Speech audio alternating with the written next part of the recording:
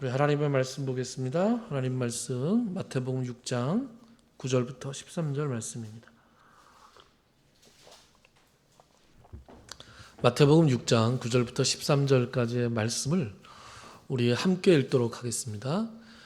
시작. 그러므로 너희는 이렇게 기도하라.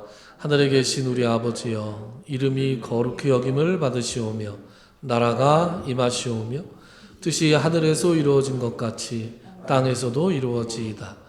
오늘 우리에게 일용할 양식을 주시옵고 우리가 우리에게 죄 지은 자를 사하여 준 것 같이 우리 죄를 사하여 주시옵고 우리를 시험에 들게 하지 마시옵고 다만 악에서 구하시옵소서. 나라와 권세와 영광이 아버지께 영원히 있사옵나이다. 아멘. 지난 시간에 우리는 우리에게 일용할 양식을 주시옵고 라는 구절을 두 번에 걸쳐서 살펴봤습니다. 특별히 두 번째 시간에 우리는 그 일용할 양식을 나만을 위해서 구할 것이 아니라 우리에게 일용할 양식을 주십시오 라고 기도해야 된다. 내가 일용할 양식만을 구하는 것이 아니라 내가 속한 우리 공동체의 양식을 위한 기도를 해야 된다. 그래서 만나가 내렸을 때 하나님께서는 특별히 그 만나를 각기 필요한 만큼 거두어 오되 각 사람이 장막에 있는 사람의 것까지 다 거두어야 된다. 이런 말씀을 하셨다라는 것을 살펴봤습니다. 그래서 하나님께서 우리에게 주신 것이 먹을 것이든 입을 것이든 어떠한 재능이든 간에 우리에게 하나님께서 무언가를 주셨으면 이걸 가지고 우리 공동체를 위해서 내가 뭘 할 수 있을까 늘 기도하면서 고민하는 그리고 실천하는 우리가 되어야 한다라는 말씀을 드렸습니다. 오늘은 그 다음 구절을 살펴볼 차례인데 12절 말씀이죠. 12절은 우리가 우리에게 죄 지은 자를 사하여 준 것 같이 우리 죄를 사하여 주시옵고 라는 말씀입니다. 오늘 말씀도 두 번에 걸쳐서 살펴볼 텐데요. 오늘은 총론에 관한 겁니다. 개론입니다. 그리고 다음 시간에는 좀 강론으로 들어가 볼까 하는 생각을 하고 있습니다. 미리 2부작으로 설교를 할 거라고 말씀을 드렸으니 오늘 설교가 하다가 만 것 같은데 이렇게 생각하시면 다음 시간에 이어진다 이런 생각을 해주시면 좋겠습니다. 오늘 이 말씀은 1차적으로는 제자들에게 주어진 말씀이죠. 제자들이 기도를 가르쳐 달라고 누가복음에서는 그렇게 얘기하고 또 예수님께서 기도에 대해서 말씀하시다가 너희는 이렇게 기도하라. 그럴 때 너희라는 것은 1차적으로는 예수님의 말씀을 듣고 있는 제자들이고 나아가서는 그 제자들이 전해준 예수 그리스도의 복음을 믿은 우리들입니다. 그러니까 제자들이나 우리들이나 이미 예수 그리스도의 복음을 믿고 그 십자가의 공로에 덧입어서 하나님과의 관계가 회복된 사람들이에요. 그러니까 하나님께 이미 죄의 용서를 받은 사람들이다 이것이죠. 그런데 그 죄의 용서를 받은 사람들에게 예수님께서 뭐라고 말씀하시냐 하면 우리 죄를 사하여 주십시오라고 기도하라는 거예요. 그러니까 이 죄는 하나님과 우리와의 관계를 근본적으로 화해시키기 위한 그런 죄 용서가 아니라 우리가 예수를 믿고 나서도 성화되는 과정에서 우리가 자꾸 걸려져 넘어지는 그런 죄들이 있잖아요. 그런 죄들을 의미하는 것입니다. 예수 믿고 나서도 우리가 죄를 범하는 것들. 우리는 예수를 믿고 나서도 아직 그 죄성이 우리 가운데 남아있기 때문에 그 죄성에 의해서 끊임없이 유혹도 받고 걸려 넘어지기도 합니다. 그런 죄들을 하나님께서 보여주실 때마다 우리가 용서를 구해야 된다라고 말씀하고 있는 것이죠.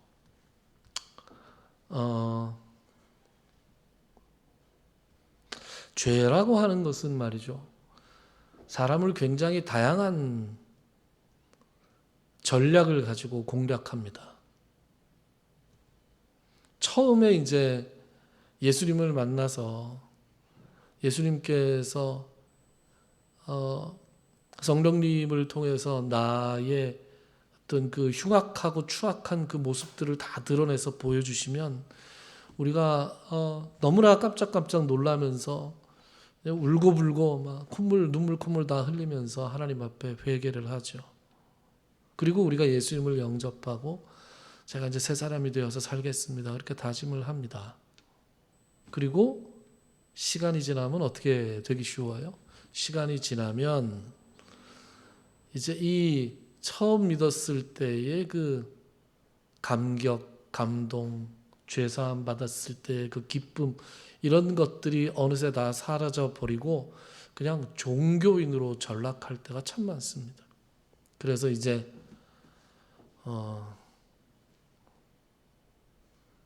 교만해지고, 그죠? 종교적인 우월감을 가지고. 제가 그런 얘기 다 잘 하죠. 뭐 이렇게 예전에 오늘부터 새벽기도 열심히 다녀야 되겠다, 그렇게 한 3일쯤 나오면 그 다음부터는 4일째부터는 새벽기도 나와서 기도하다 말고 이렇게 고개를 들고 누가 나왔나 안 나왔나 이렇게 본다. 사람이 그렇다니까요. 그래서 큰 고비의 죄를 넘고 나면 그 다음 단계의 이 죄악들이 교묘하게 숨어 있는 것들이 이제 이렇게 드러납니다. 사탄이 사람이라는 존재를 그렇게 쉽게 포기하지 않는 것이죠. 제가 그래서 이제 사도 바울은 고린도전서 12장에서 늘 그렇게 말씀하잖아요. 그런즉 선줄로 생각한 자는 누구든지 넘어질 것을 조심해라. 그죠? 신앙의 연조가 얼마나 오래 믿었냐 하는 것이 우리가 넘어지는 것을 방지해주지 않습니다. 또 교회에서 어떠한 직분을 가지고 있느냐, 그것이 우리를 서 있게 붙들어주지 않습니다. 그냥 성령님의 인도하심을 매일매일 구하는 것만이 우리를 넘어지지 않게 붙들어주시는 것이죠. 그러니까 우리가 그 전에 말씀, 그러니까 우리에게 일용할 양식을 주시옵고 그랬잖아요. 근데 우리가 양식을 매일매일 구하라, 그렇게 말씀하시잖아요.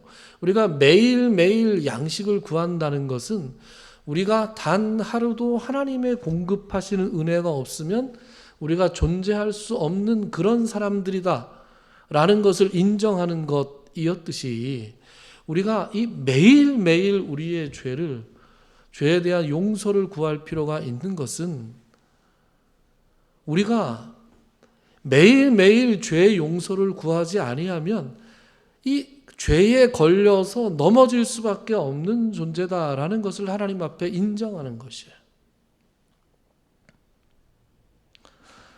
그래서 이만하면 됐지라고 생각할 때마다 하나님께서 우리에게 보여주시는 것은 뭐냐 하면 네가 아직 멀었다라는 것을 하나님께서 보여주시는 거죠. 그런 것을 우리가 체험하곤 합니다. 제가 이런 것들을 이런 말씀을 들을 때마다 늘 이제 설명하는, 늘 이렇게 전해드리는 말씀이 있는데, 아주 오래전에 읽은 책 중에서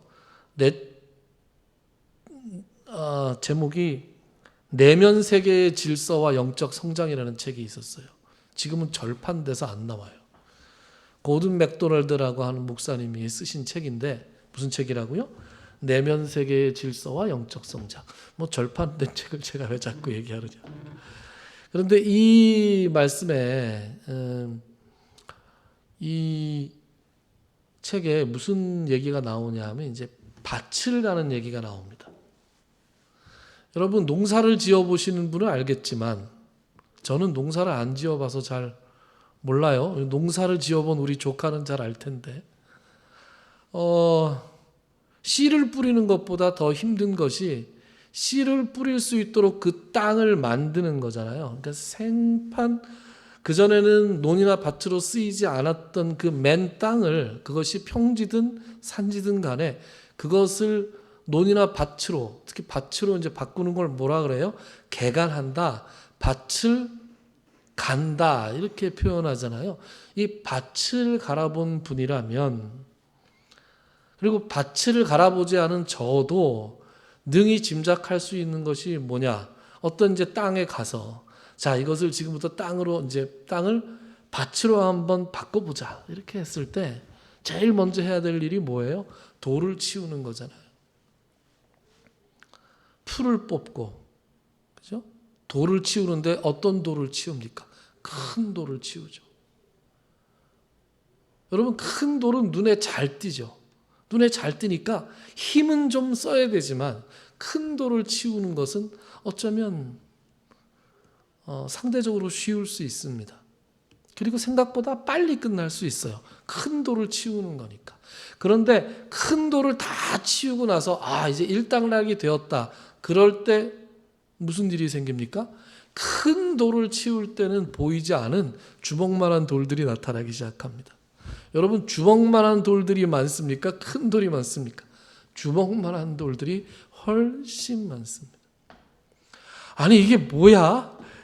이만한 돌들이 큰 돌 치울 때는 하나도 안 보이던 돌들이 큰 돌을 다 치우고 나니까 주먹만한 돌들이 보이기 시작하는 거예요. 이게 이렇게 많았나 싶어서 이제 그 큰 돌들을 막 치웁니다. 그래서 열심히 그 주먹만한 돌들을 아주 오랜 시간에 걸쳐서 막 치웁니다. 이제 다 치웠어요. 다 치웠다고 생각했을 때 이제 무슨 일이 나타납니까? 요만한 조약돌들이 보이는 거예요. 여러분 이 조약돌은 어떻게 할 거예요? 그 조약돌은 이 주먹만한 돌들과는 또 비교할 수 없게 그 양이 훨씬 많습니다.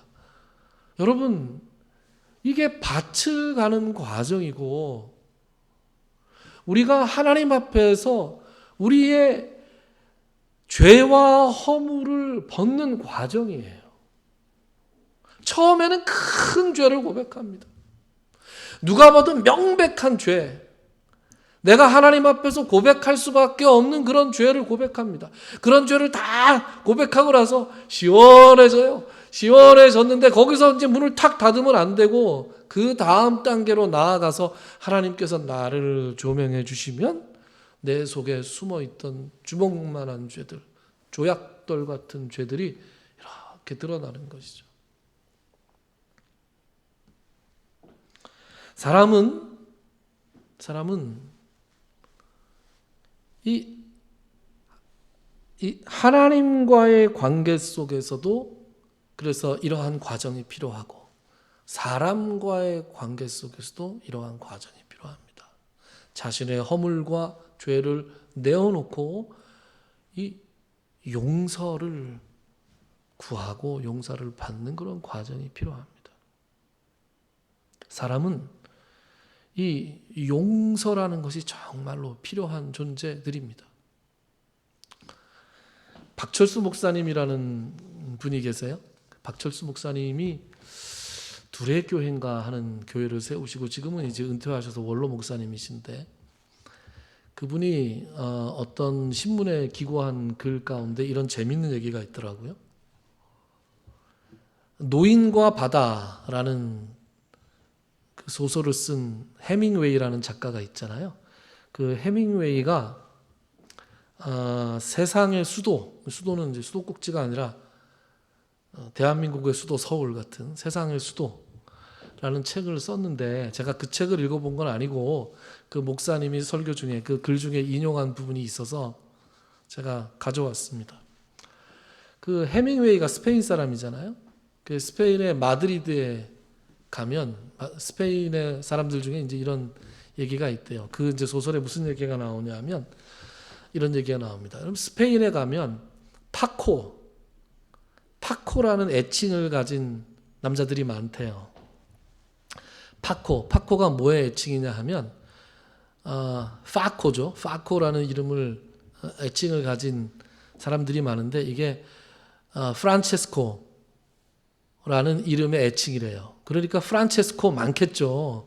그러니까 파코라는 이름을 가진 스페인 사람들이 그렇게 많답니다. 그런데 이 소설에 무슨 얘기가 나오냐? 이제 어떤 아버지가 마드리드에 가서, 스페인의 수도가 마드리드잖아요. 마드리드에 가서 어떤 잡지사에 들어가서 개인 광고를 냈어요. 개인 광고를 뭐라고 냈느냐? 여기 보세요. 이렇게 냈습니다. 파코야, 화요일 정오에 몬테나 호텔에서 만나자. 다 용서했다. 아빠가. 이런 광고를 냈다는 거예요. 그래서 화요일 정오에 몬테나 호텔에 800명이 모였답니다. 무려 800명이 모여서 이 사람들을 해산시키는데 경찰까지 동원이 됐다. 그런 얘기가 그 소설에 나와요.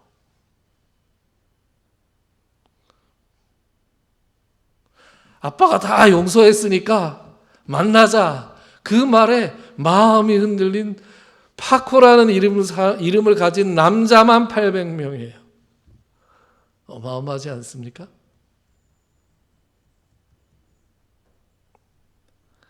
사람들은 아들이든 딸이든 아버지든 어머니든 친구든 동료든 간에 용서받아야만 하는 일들을 다 그 속에 가지고 살아갑니다.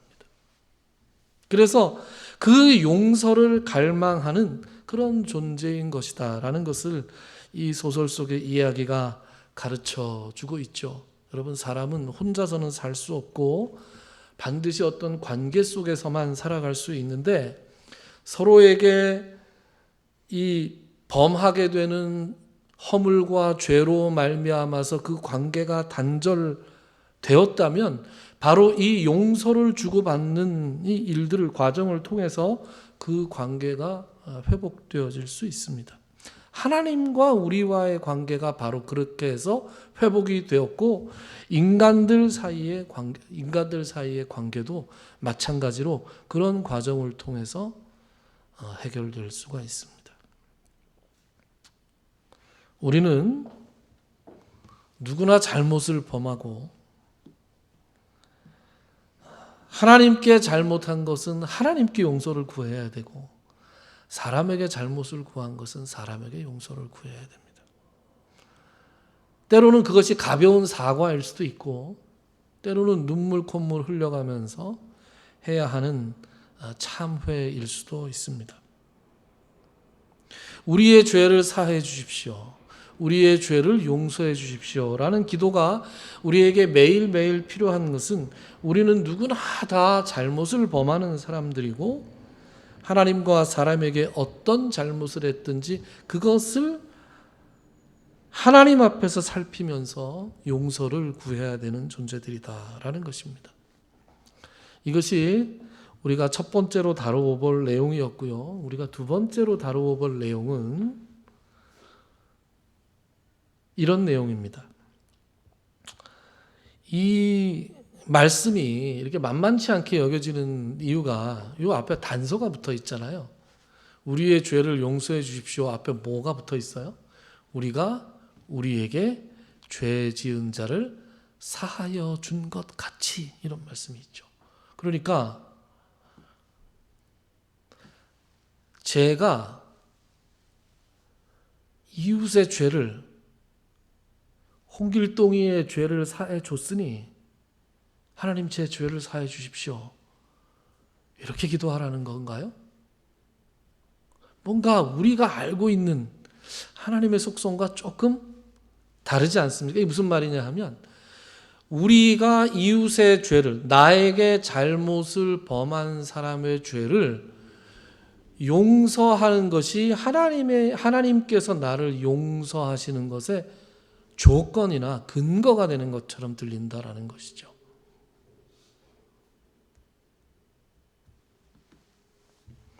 그래서 이 문제를 해결하기 위해서 이제 이 부분을 주석하는 주석가들, 뭐 신학자들 많이 있습니다.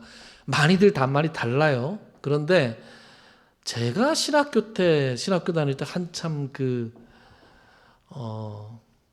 당시 그 신학자들 중에서 대세 중에 한 명이었던 요아킴 예레미야스라는 신학자가 있어요. 지금 벌써 한 30년 지났네요.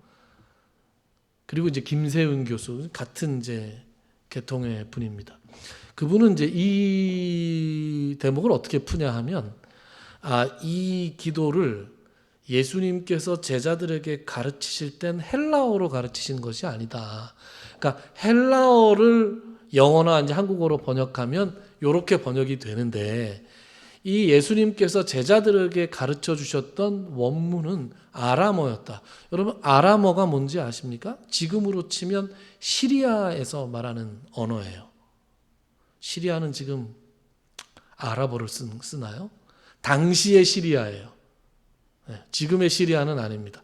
당시의 시리아고 그리고 셈족 그러니까 아브라함의 조상이 되는 그 셈족들이 쓰던 언어고 바벨론의 포로로 잡혀갔던 시절 때문에 바벨론이 쓰던 언어가 아람어예요. 그래서 아람어의 방언, 아람어가 유대에서 이렇게 조금 변했을 거 아니에요. 포로에서 돌아온 지 몇백 년이 지났으니까 그러니까 살짝 변형된 아람어를 당시에 예수님과 유대인들이 쓰고 있었단 말이에요. 그래서 그 아람어를 제가 원래 이렇게 복잡하게 설명 안 하려고 그랬는데 여러분들 표정이 좀 설명해라 이런 표정인 것 같아서 제가 설명을 합니다. 그 아람어를 제자들이 듣고 헬라어로 썼단 말이에요. 그러니까 이 똑같은 단어가 동사의 느낌이 좀 다르대요. 그래서 저도 잘 모르는 얘기인데 저 아람어 잘 모르거든요. 헬라어도 뭐 간신히 조금 아는 정도인데 그 아람어로 번역을 하면 우리가 이미 내 형제를 용서했으니 저의 죄를 용서해 주십시오라고 얘기하는 것이 아니라 이렇게 된다는 거예요. 이렇게. 이 부분을 아람어의 느낌을 살려서 번역을 하면 같이 한번 읽어볼까요? 시작. 하나님, 우리의 죄를 용서해 주옵소서. 그와 동시에 우리도 우리에게 빚진 자들을 용서하겠습니다. 이런 뜻이라는 거예요. 그래서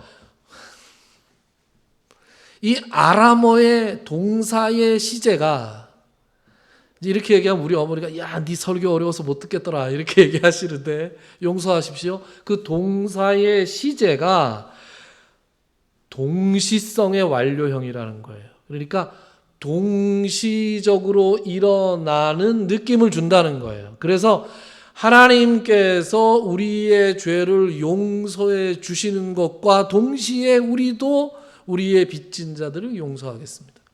이런 뜻이라는 거예요.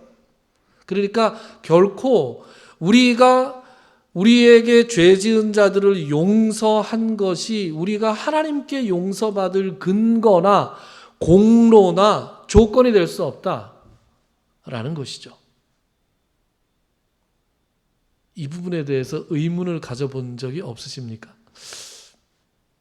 그런데 이 부분을 이렇게 설명하시는 분들도 있고 그냥 우리에게 읽혀지는 대로 읽으시는 분들도 있어요. 그런데 어떻게 읽어도 성경 전체의 내용과 예수님께서 말씀하신 여러 가지 말씀, 다른 말씀들을 참조해 보면 이것이 조건이나 근거가 될 수 없다는 것은 명확합니다.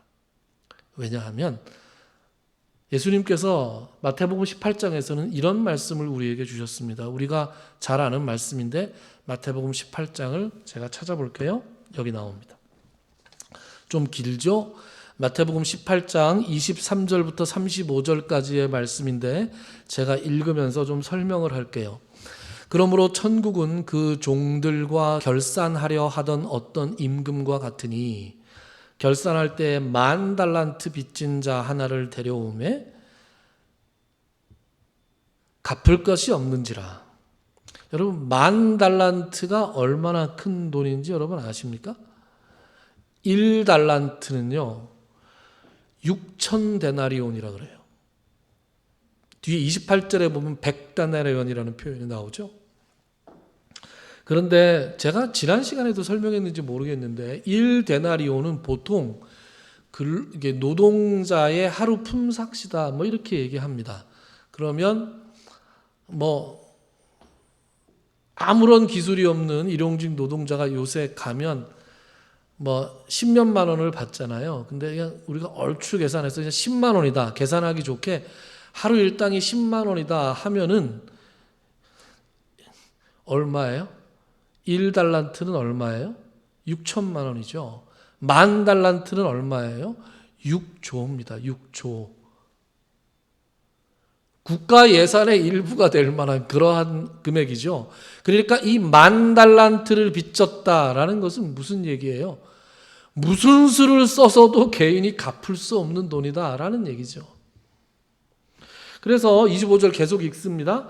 주인이 명하여 그 몸과 아내와 자식들과 모든 소유를 다 팔아 갚게 하라 하니 그 종이 엎드려 절하며 이르되 내게 참으소서 다 갚으리이다. 하거늘 그 종의 주인이 불쌍히 여겨 놓아보내며 그 빚을 탕감하여 주었더니 그 종이 나가서 자기에게 100데나리온 빚진 동료 한 사람을 만나 붙들어 그랬어요.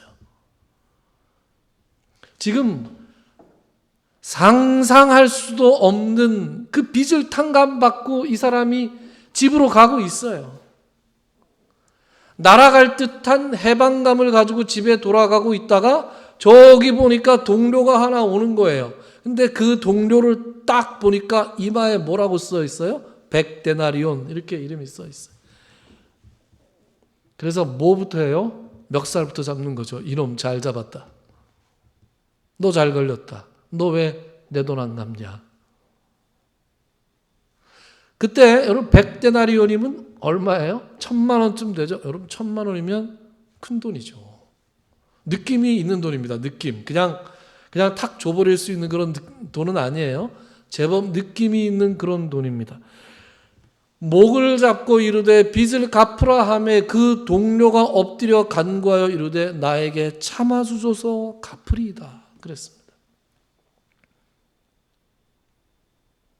그랬더니 허락하지 아니하고 이에 가서 그가 빚을 갚도록 옥에 가두거늘 그 동료들이 그것을 보고 몹시 딱하게 여겨 주인에게 가서 그 일을 다 알리니 이에 주인이 그를 불러다가 말하되 악한 종아 내가 빌기에 내가 내 빚을 전부 탕감하여 주었거늘 내가 너를 불쌍히 여김과 같이 너도 내 동료를 불쌍히 여김이 마땅하지 아니하냐 하고 주인이 노하여 그 빚을 다 갚도록 그를 옥졸들에게 넘기니라.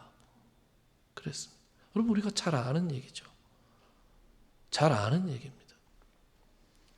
애초에 이 사람은 인간의 힘으로는 상상도 할 수 없고 받을 수도 갚을 수도 없는 그래서 뭐 자기 몸과 아내와 자식과 모든 소유를 팔아도 턱도 없는 그런 빚을 탕감을 받았어요.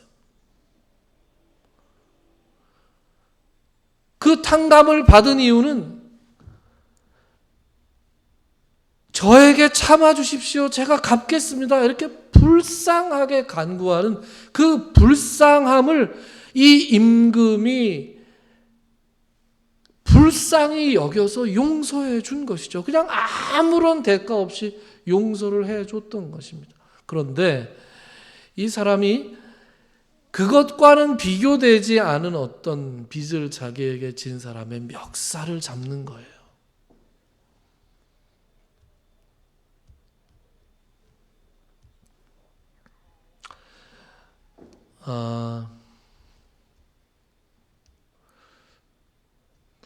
예수님의 십자가의 공로를 덧입어서 예수님의 보혈의 공로를 덧입어서 내가 죄 용서, 죄 사함을 받는 체험을 하고 구원의 반열에 든 사람이 그 구원이 취소될 수 있습니까? 이런 식의 질문을 하는 사람들이 있죠. 그럼 장로교에서는 뭐라고 얘기하냐면 그 구원이 하나님께서 당신을 붙든 것이기 때문에 취소될 수 없다. 이렇게 얘기합니다. 그러면 이제 이렇게 물어요 또. 다시 죄를 지으면요. 그래도 용서해 주신다. 죄를 짓고 회개를 안 하면요. 그래서 계속 깐족깐족, 그죠? 깐족깐족 질문을 합니다. 속으로 막, 이거 부하가 그냥 이렇게 날 정도로 질문을 합니다. 그래도 구원이 취소되는 일이 없냐? 이렇게 물어봐요. 그럼 저는 어떻게 생각하냐면, 어떻게 얘기하냐면, 그것은 당신이 머릿속에서 만들어낼 수 있는 그런 생각일지는 모르지만, 하나님의 은혜를 진정으로 체험한 사람들에게는 있을 수가 없는 가정이다. 하나님께서 나를 어떠한 상황에서 건져주셨는지를 진정으로 깨달은 사람이 다시 그 구덩이로 돌아가지 못해요. 하나님을 인격적으로 만난 사람들은 그곳으로 다시 돌아갈 수가 없습니다. 그러니까 뭐가 하나 잘못된 거예요. 그죠? 하나님께서 나를 구원해 주시는, 나를 건지시는 그 체험을 못했거나, 즉, 하나님을 인격적으로 만난 것이 아니라 뭔가, 그죠? 뭔가 다르게 예수를 믿고 있었거나, 아니면 하나님을 정말 인격적으로 만났음에도 불구하고 참 사람이 저질러서는 안 되는 죄를 범할 수도 있죠. 그렇다 하더라도 그걸 또 하나님 앞에 나와서 회개할 수 있는 그런 마음을 하나님께서 주셔요. 이게 안 되는 그런 일은 현실에서 일어나지 않는다라는 생각을 저는 하거든요. 그래서 그거는 정말 관념적인 질문이다. 마찬가지예요, 여러분. 똑같은 얘기예요. 우리가 하나님께서 나에게 10,000달란트를 탕감해 주신 것을 정말로 체험한 사람이라면, 그것을 진정으로 감사하는 사람이라면 100데나리온 빚진 자의 목을 잡을 수가 없는 거예요. 그래서 33절에 보면 예수님께서 말씀하신 주기도문의 내용은 이런 거예요. 33절, 내가 너를 불쌍히 여긴 것 같이 너도 내 동료를 불쌍히 여김이 마땅하지 아니하냐. 그러니까 우리가 우리에게 죄를 범한 그 사람의, 우리에게 죄 지은 자를 사하여 준 것 같이라는 그런 고백은 무슨 고백이냐 하면 하나님께서 나를 용서해 주셨다는 걸 전제로 하는 거예요. 그러니까 그것이 하나의 조건이나 하나의 근거나 공로라는 것이 아니라 그것은 우리가 하나님의 용서하심을 얼마나 진정으로 체험했느냐라는 어떤 시금석 같은 거예요. 이걸 보니 이렇게 100데나리온을 용서하지, 100데나리온의 빚을 용납하지 못하는 것을 보니 이 사람은 10,000달란트 탕감받은 것을 진정으로 감사하는 사람이 아니구나 라고 돌아볼 수 있는 것이죠. 그래서 35절에 이렇게 말씀해요. 너희가 각각 마음으로부터 형제를 용서하지 아니하면 나의 하늘 아버지께서도 너희에게 이와 같이 하실 것이다. 주기도문 6장 11절의 말씀을 우리가 살펴보고 있었잖아요. 이 부분에 대해서 예수님께서 부연 설명하십니다. 6장 14절 15절에 보면 우리 같이 한번 읽어볼까요? 시작. 너희가 사람의 잘못을 용서하면 너희 하늘 아버지께서도 너희 잘못을 용서하시려니와 너희가 사람의 잘못을 용서하지 아니하면 너희 아버지께서도 너희 잘못을 용서하지 아니하시리라. 이것이 시금석이라니까요. 우리가 형제를 용서할 수 있는 것은 우리가 자비로운 사람이 되어서가 아닙니다. 우리의 인격이 곰해져서가 아닙니다. 그래, 나도 이렇게 어마어마한 빚을 탕감받았는데 어떻게 그 빚을 탕감해 주지 않을 수 있을까? 하나님께서 나를 이렇게 불쌍히 여겨주셔서 내가 지금 이렇게 살고 있는데 나에게 잘못을 범한 사람도 내가 불쌍히 여겨야 하지 않겠느냐? 라는 것에 대한, 즉 하나님이 나에게 베풀어 주신 그 용서에 감사하는 마음으로 우리가 이웃을 용서할 수 있는 것이죠. 여러분, 용서가 쉽습니까? 그러나 예수님의 명령, 하나님의 용서, 이런 것들을 다 생각한다 하더라도 우리는 그것들을 다 뒤로 하고 언제든지 100데나리온 빚진 자의 멱살을 잡을 수 있는 사람들입니다. 구체적으로 어떻게 우리가 용서를 할 수 있을지, 또 용서가 안 될 때는 어떻게 해야 되는지는 다음 시간에 살펴보도록 하겠습니다. 기도합시다.